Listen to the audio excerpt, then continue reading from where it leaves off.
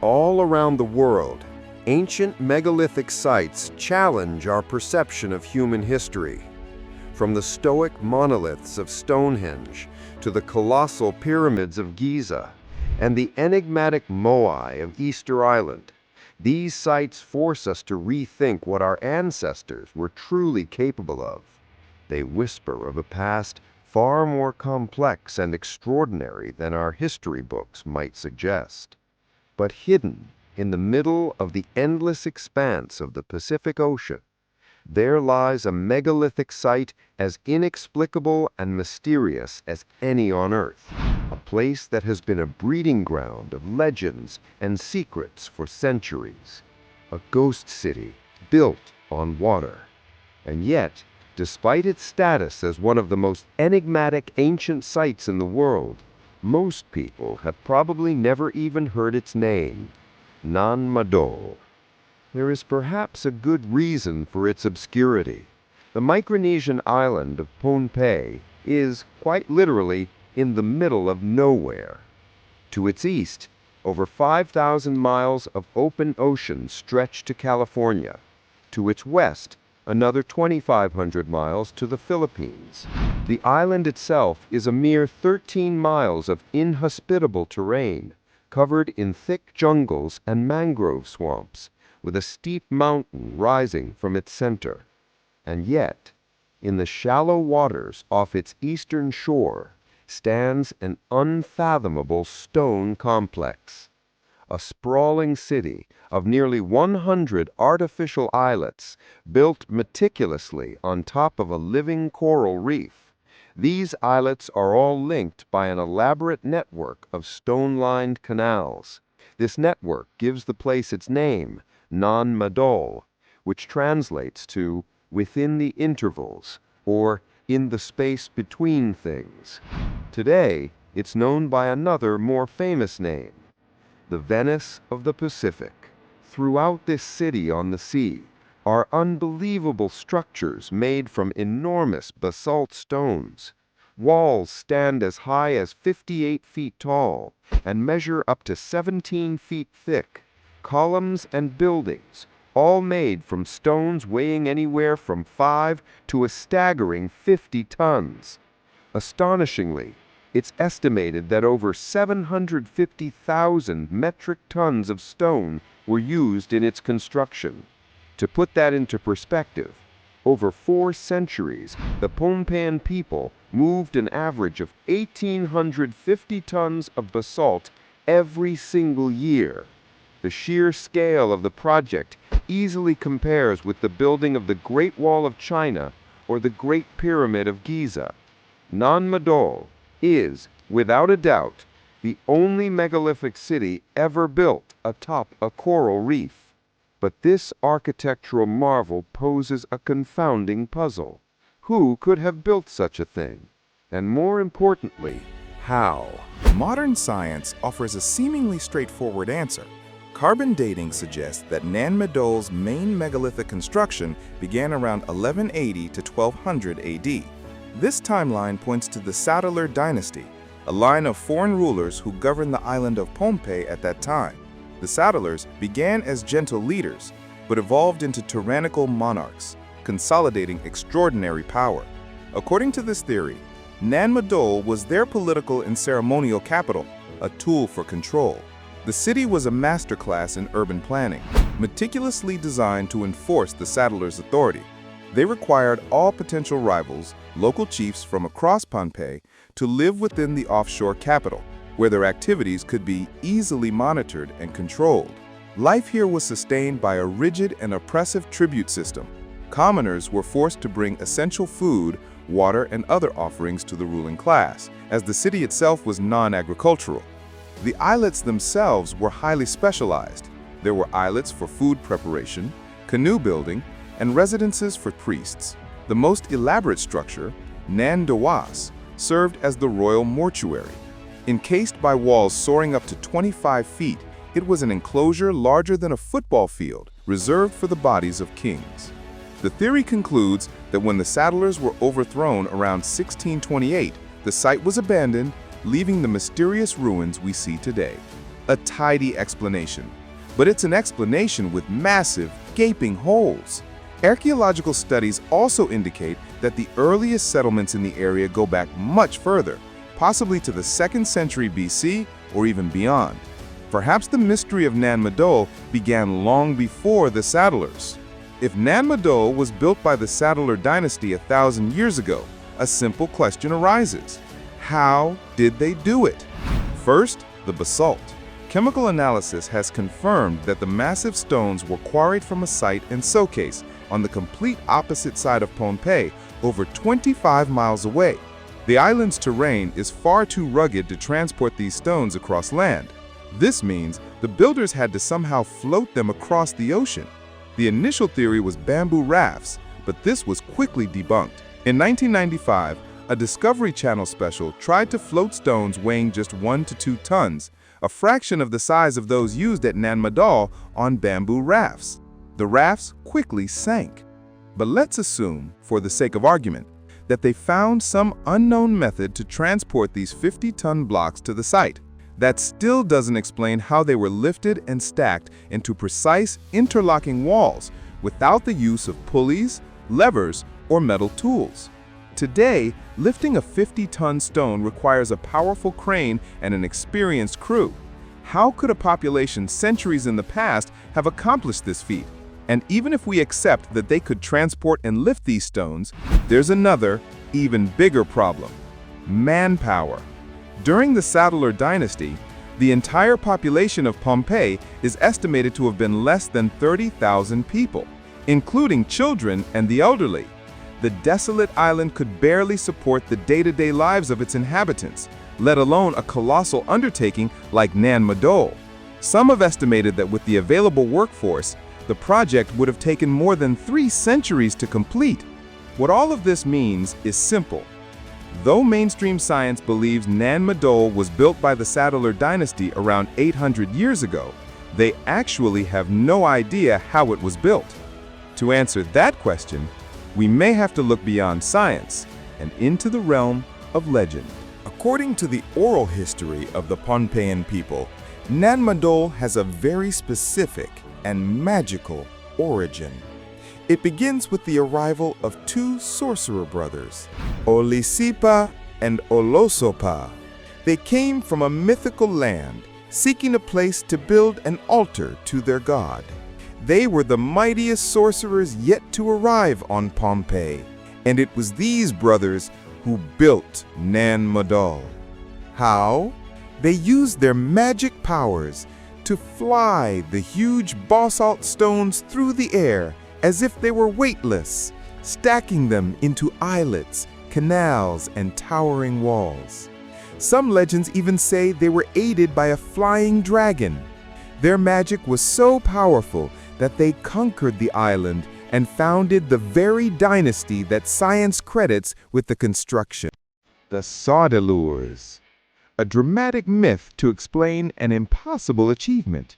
But what if it wasn't a myth at all? What if it was, instead, the folk memory of a lost technology? Some have proposed a technique known as acoustic levitation, the idea of raising heavy objects by matching the sound frequency of matter, rendering it weightless. All around the world, from Stonehenge to the Great Pyramid, ancient cultures have legends that their megalithic structures were built not with brute force, but with sound. Stories of magicians chanting spells, of secret songs, of massive gongs or trumpets moving stones as if they were feathers. Could this be the secret of Nan Madol? Was the magic of the 2 brothers actually an advanced understanding of sonics? Perhaps. Or perhaps there is another explanation for Nan Madol, one that is even more incredible.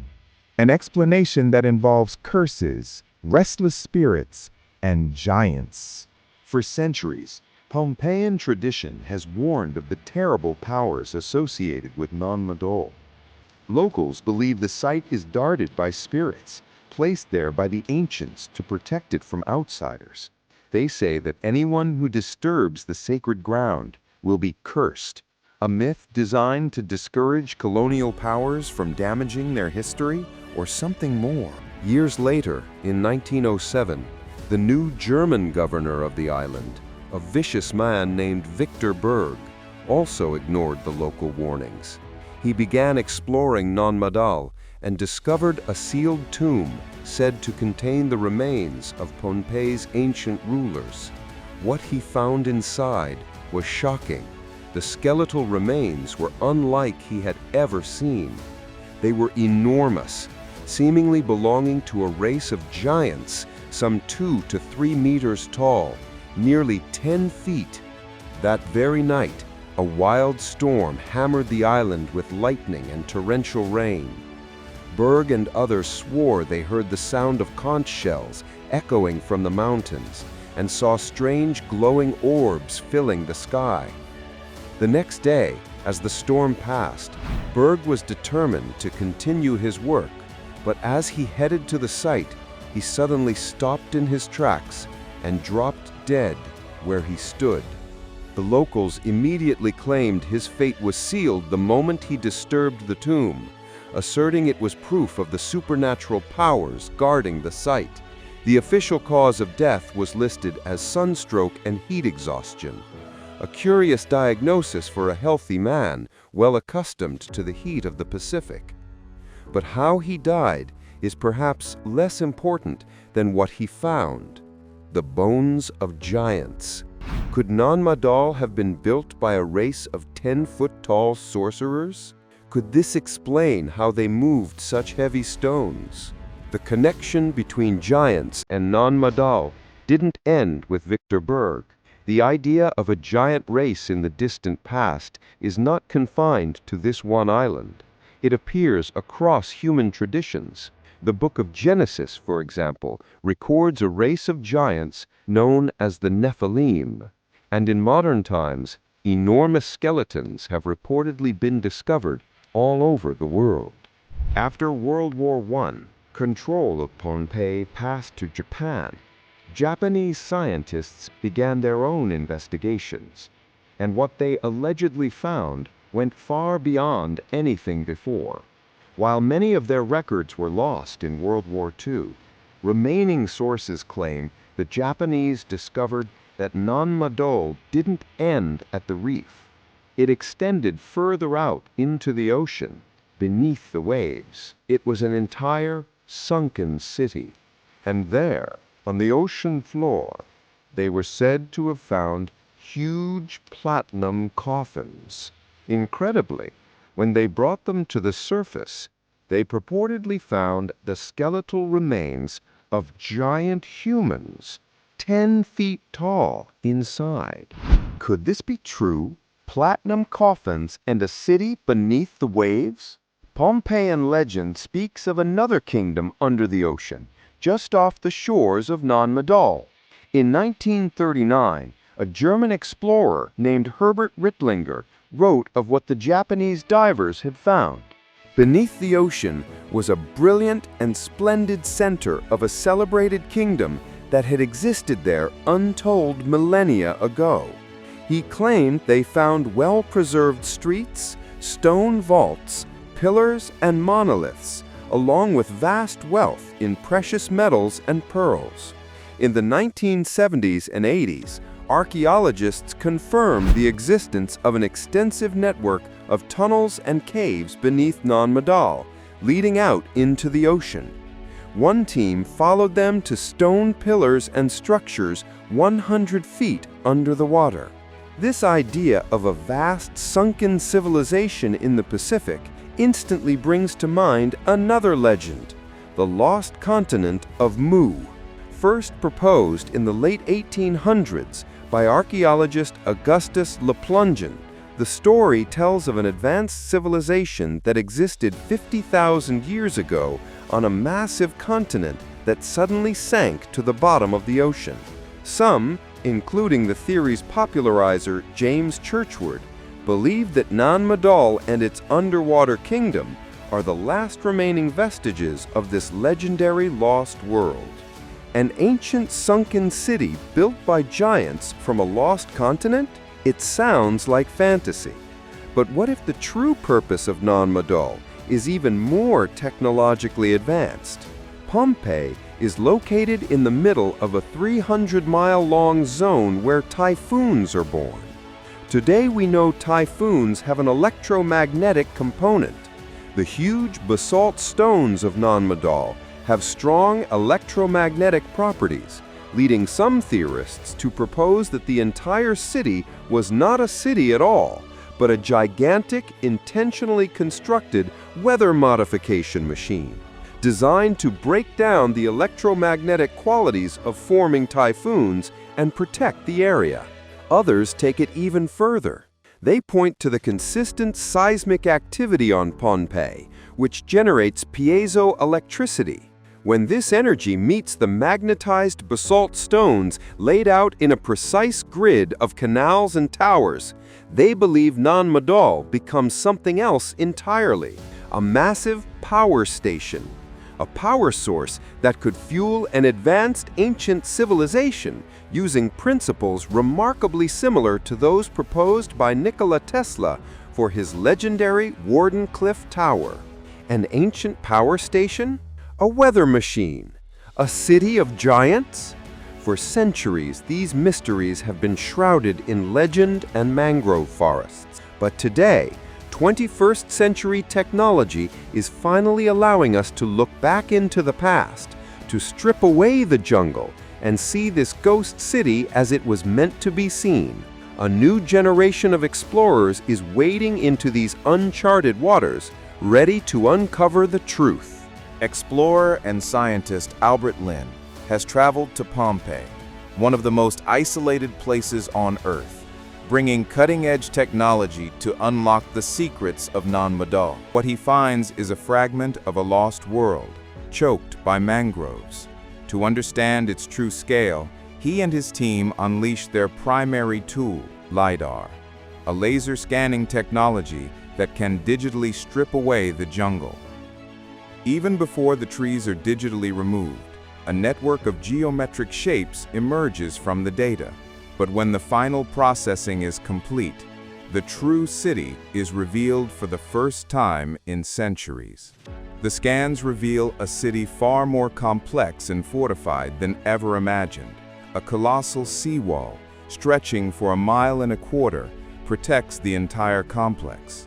Inside, the city is organized into two primary zones: Madol Pa, the lower city and administrative center, and Madol Pohnpei, the upper city, which was the ceremonial and mortuary heart of the kingdom. The Lidar data allows them to calculate the sheer volume of material used, nearly 700,000 tons of basalt. But where did all this rock come from? The scans have revealed the what, but not the how. To find answers, Albert journeys to the far side of the island, to a quarry in the sky.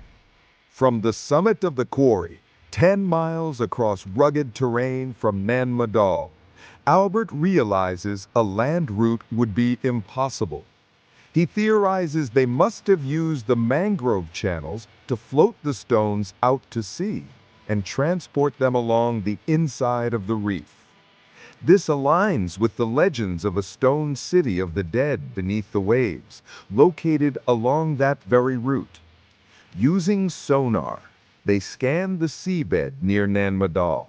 They find huge, mysterious pillars rising from the depths, some 30 feet tall.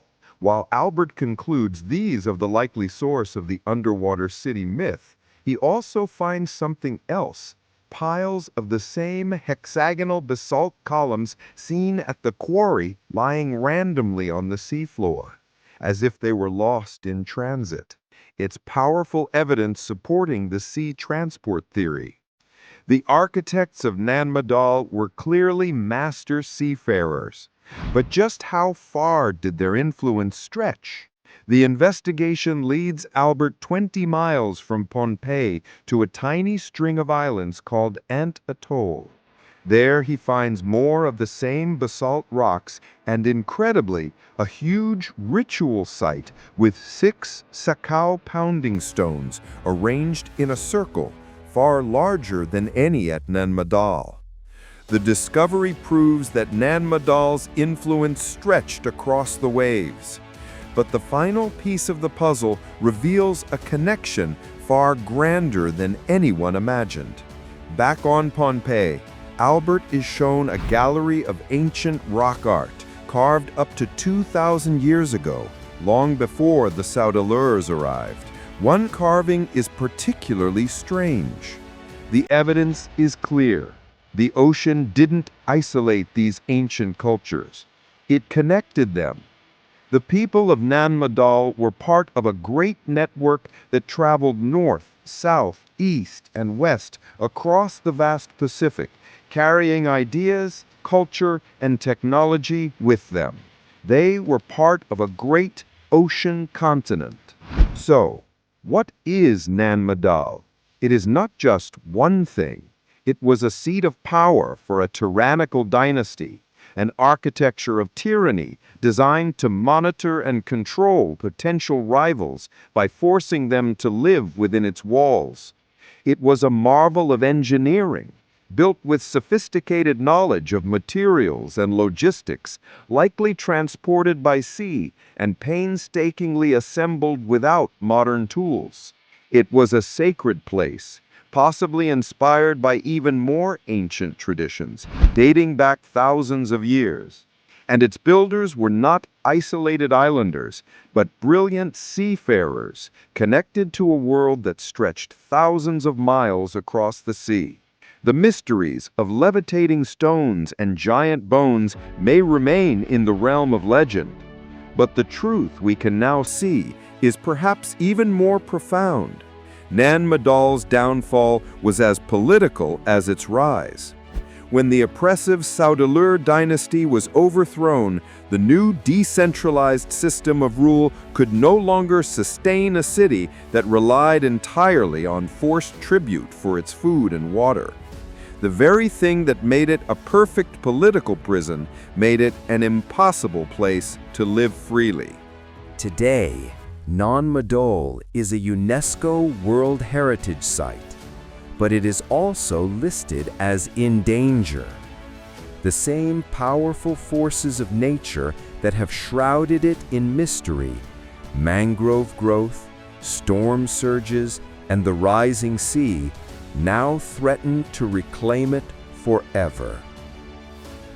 It is more than a ghost city or an archaeological wonder. It is a monument to human possibility, a testament to the skill, bravery, and ingenuity of a people who sailed across the seas, connected worlds, and dared to build a city of stone upon the water, leaving behind a legacy that continues to humble and inspire us today. In the distant past is not confined to this one island. It appears across human traditions. The book of Genesis, for example, records a race of giants known as the Nephilim. And in modern times, enormous skeletons have reportedly been discovered all over the world.